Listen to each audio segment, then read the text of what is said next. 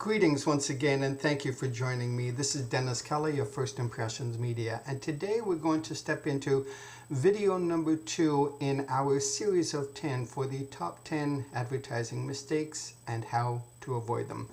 As we saw in video number 1, testing remains front and center, the most important and powerful and effective thing you can do to help your advertising, regardless of the budget, regardless of the message, regardless of the media placement you make. You need to test and keep testing, because there is going to be an opportunity for improvement, however modest, in each and every ad. And those cumulative changes can be absolute gold, showing you what your customers want and need and are prepared to put their hand up for. So now that you've gotten testing ingrained and under your skin, and it's going to be part and parcel of every ad moving forward, correct? Good. I'm thrilled to learn that you're on board with that. Mistake number 2 that I've seen too often through the years is that far too many advertisers are jumping in at any time without rhyme or reason, or thinking if this is the best seasonality to be in front of their target. Now, I understand very few advertisers can afford to be there all the time and running their campaign at full throttle. And that's not unexpected. You have to have some rather deep pockets to keep an ongoing campaign all of the time, because you can quickly make yourself broke if you keep marketing but not testing to see if the ads are working. The whole idea is salesmanship. And that goes back to John E. Kennedy in 1904, that your advertising is salesmanship in print. And so what you want to do is make sure that every single ad you have out there gives you the opportunity to make a sale. That's kind of what you're marketing, isn't it? Regardless of what you're selling, product or service, you want to sell something. So make sure every ad is a sales opportunity for you. So here's what I'd like you to do. And maybe some of you are already doing this, and if so, that's fantastic, because it will give you a much better understanding of your spending and your planning. The biggest challenge for many advertisers is not anticipating when their best sales periods are going to be. And so they're jumping at every opportunity for every well-intended salesperson, media salesperson who comes through the door. And in the majority, they are all very good people, and I have some wonderful relationships with many of my sales reps going back decades, which is fantastic. They have become true allies for me in making a campaign that works incredibly hard for my clients. And I applaud them, and I continue to do business with them. But understand, their mandate is to sell the advertising space or time or placement. And they want to see you do well, but they also want to see some money. And it's in their interest to get you to advertise as often as possible with their publication, with their website, with their outdoor board, with their radio station, and kudos to them. They should be. But that can really stretch a budget if you're trying to be there all the time and you're not sure what you should be doing. So here's a simple thing that will really help crystallize for you what your timings should be like. I want you to map out an entire year on a spreadsheet.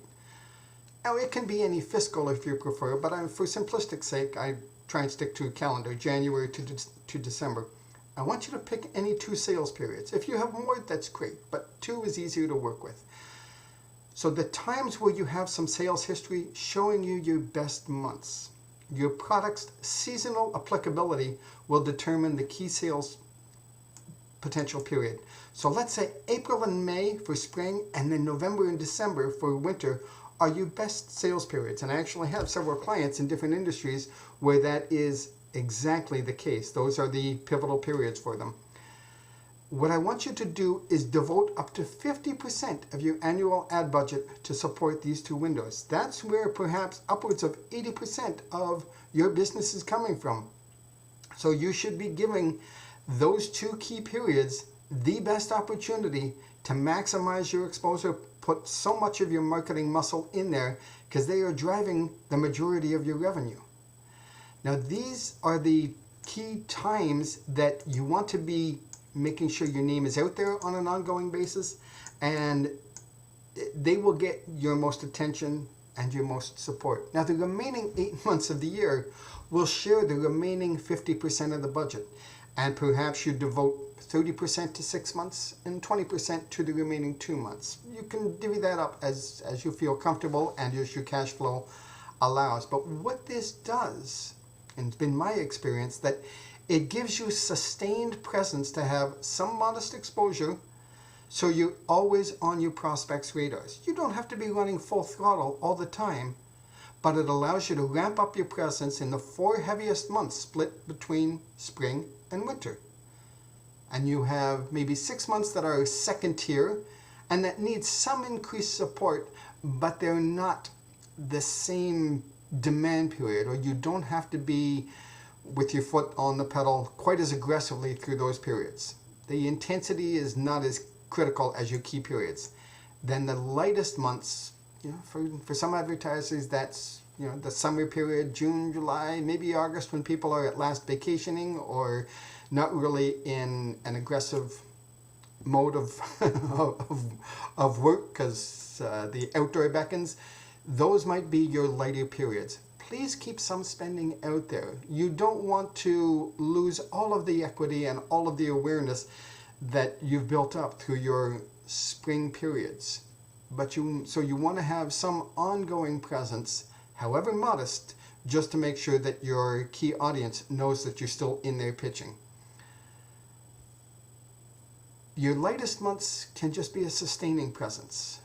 Now this is only one of many deployment strategies, and as I've discovered, because I've had the great good fortune, dear listeners, of working with both large and small agencies, and working with some advertisers who have very modest budgets and some who have very deep pockets, you don't have to spend more than the competition. Certainly it helps.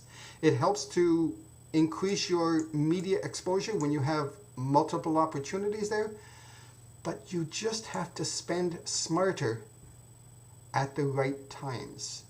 So take the time to map out on a calendar what your key sales periods are, and maybe those are spring and summer. Now, importantly,